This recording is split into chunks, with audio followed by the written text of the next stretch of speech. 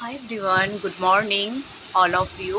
ঘুম থেকে উঠে পড়েছি, আর ঘুম থেকে উঠে দেখো জানলার সামনে চলে এসেছি, আর একগুচ্ছ রঙ্গন ফুল জলে কাঁচের গ্লাসের মধ্যে রেখেছি, সেটাই তোমাদের দেখালাম, কি সুন্দর লাগছে।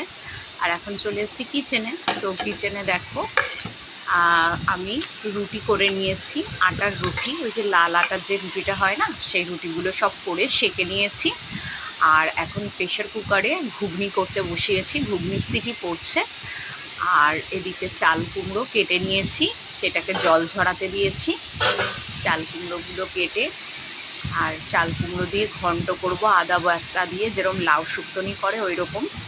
তো এবার এদিকে দেখো একটু চলে এসেছি ঠাকুর প্রণামের উদ্দেশ্যে। আমার বাড়ির সামনে যে মা দুর্গাটা রয়েছে, আমি ঘুম থেকে উঠেই প্রণাম করি, তো ঠাকুরকেও একটু প্রণাম করে নিলাম।